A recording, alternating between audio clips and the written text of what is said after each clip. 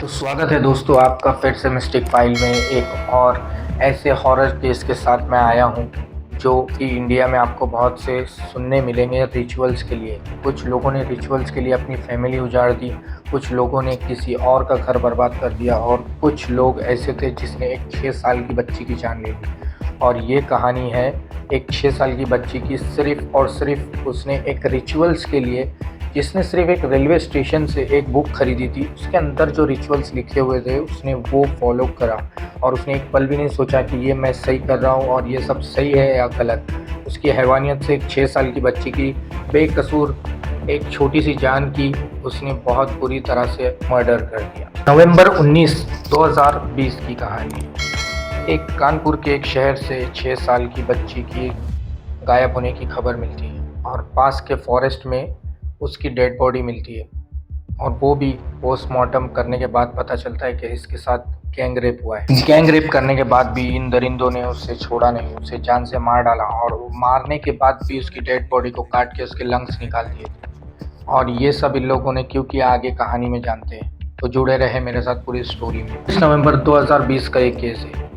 ये लड़की अपने घर से दीपावली के दिन बाहर निकलती है जो कि घटनपुर में था और वहाँ से ये गायब हो जाती है। अंकुल कुरेल जो कि 20 साल का था और पीरान नाम का ये लड़का जो कि 30 साल का था, इस लड़की को किडनैप कर रखा था और उन्होंने ही इसका रेप करके उससे मर्डर कर डाला और उन्होंने ही इसका लंग्स निकाल दिया। इसके लंग्स इसलिए बाहर निकाले थे क्योंकि वो ब्लैक मैजिक रिचुअल्स को परफॉर्म करना चाहते थे और इस घटिया हरकत के लिए उन्होंने 6 साल की बच्ची का गैंग रेप करके, जो कि दोनों भी बहुत नशे में थे, और गैंग रेप करके उससे पहले मार डाला, फिर मारने के बाद उसके लंग्स निकाल दिए सिर्फ और सिर्फ एक फालतू रिचुअल्स के लिए जो कि शायद एग्जिस्ट ही नहीं करते। एंड आगे की इन्वेस्टिगेशन में पुलिस ये फाइंड आउट करती है कि ये सब केस का मास्टरमाइंड कुरेल था और कुरेल एक शादीशुदा आदमी जो कि बहुत ज़्यादा परेशान था और उसने बहुत ज़्यादा ट्राई करा था बेबी के लिए, लेकिन उसको बेबी नहीं हो रहा था।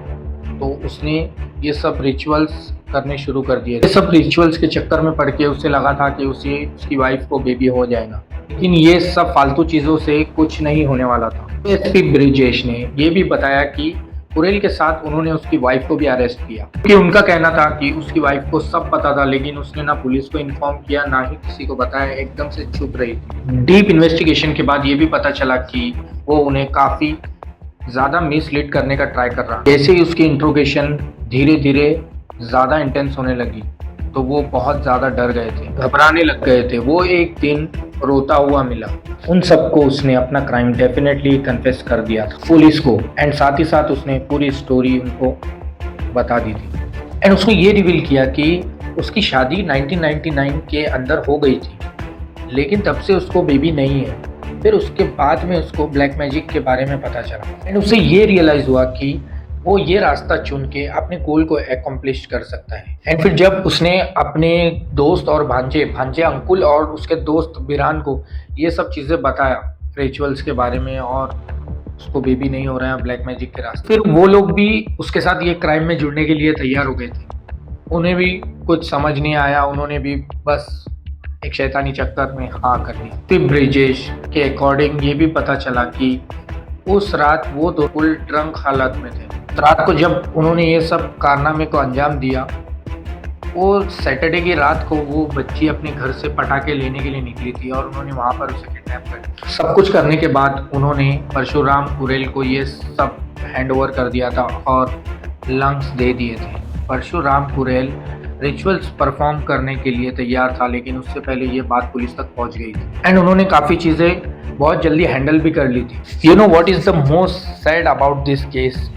वो लड़की अपने घर से निकली थी शाम में और दीपावली का दिन था और उसके घर वालों ने उसके लिए बहुत कुछ अरेंज करके रखा था अपने घर। वो लोग दीपावली की प्रिपरेशन में लगे हुए थे और उन्होंने बहुत अच्छी प्रिपरेशन करी थी और वो बच्ची बहुत खुश थी। उसके घर वाले इंतज़ार कर रहे थे कि वो आएंगे और हम लोग दीपावली साथ में मनाएंगे। सब प्रिपरेशन करके रखी थी। वो जितने भी गॉड्स को प्रे करते थे उन सब गॉड्स को प्रे करने की प्रिपरेशन में लगे हुए थे कि बच्ची आएंगी और हम लोग प्रे करेंगे दीपावली के दिन। ये सारा हादसा दीपावली के दिन ही हुआ। एक ऐसा दिन जिस दिन वो लक्ष्मी को बहुत ज़्यादा दिल से प्रे करते हैं। गवर्नमेंट एंड पुलिस ऑथराइज को फास्ट से फास्ट ट्रैक करा एंड उन गुनहगारों को पकड़कर अच्छी से अच्छी सज़ा दी गई। मैजिक ने बहुत सी ज़िंदगियों को बर्बाद किया है, बहुत सी फैमिलियों को बर्बाद किया है।